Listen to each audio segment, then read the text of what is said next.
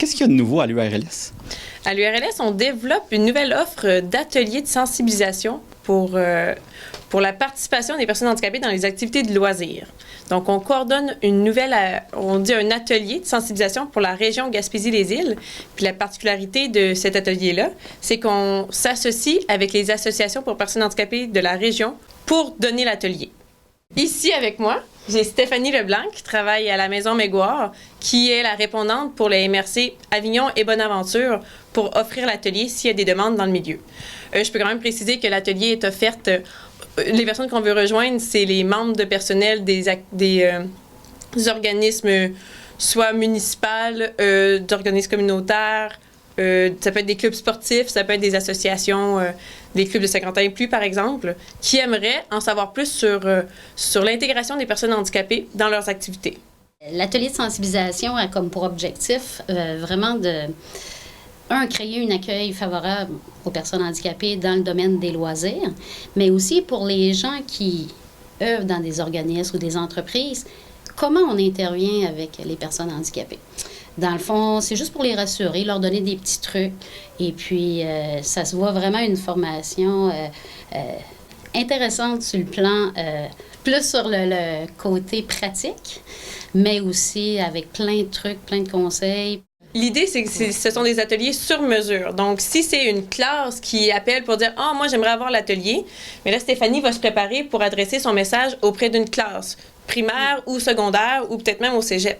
Si c'est une municipalité qui l'appelle, puis que là, c'est pour leur personnel, qui sont des fois à l'accueil ou qui peuvent interagir avec n'importe quelle clientèle, qui ont des personnes avec des différences, bien, elle va adapter son contenu en disant comment on aborde une personne handicapée. Finalement, comment on veut bien agir avec toutes les clientèles.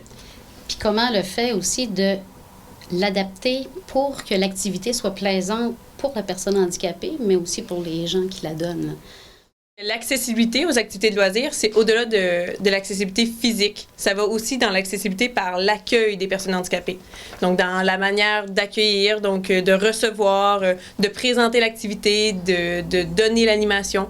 Donc, quand on veut parler d'accessibilité, c'est sur plusieurs plans qu'il faut travailler. Donc, cet atelier-là répond à l'accessibilité pour l'accueil, pour recevoir les personnes handicapées. Y a-t-il des coûts reliés à ça? Oui, pour l'atelier qui dure entre 1 heure et 3 heures, là, selon les besoins du milieu, c'est un coût de 50 $ pour le déplacement de l'équipe, en fait, parce que tu donnes pas l'atelier toute seule. Non, lorsqu'on donne l'atelier, dans le fond, j'amène des participants de la maison. Bien, dans mon cas, c'est des participants de la Maison Mégoire qui vont venir donner l'atelier avec moi. Donc, les gens vont pouvoir avoir un contact direct avec une personne différente, mais en même temps, c'est ça, il y a un coût associé. Puis, mais dans le fond, il y a une bonne réduction, hein, parce que c'est d'une valeur de 150 $, mais les gens payent seulement 50 $ pour l'avoir. Okay. Puis la première étape, c'est de communiquer directement avec vous?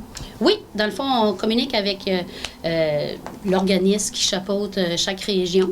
Donc, moi, c'est au niveau d'Avignon et Bonaventure. On peut appeler directement à la Maison Mégoire, mais on a aussi une ressource dans le nord de la Gaspésie et à Sainte-Anne-des-Monts. Mm-hmm. Donc, pour la Haute-Gaspésie, c'est l'association La Croisée, qui est un organisme similaire à la Maison Mégoire, mais du moins une association pour personnes handicapées. Donc, La Croisée pour la Haute-Gaspésie.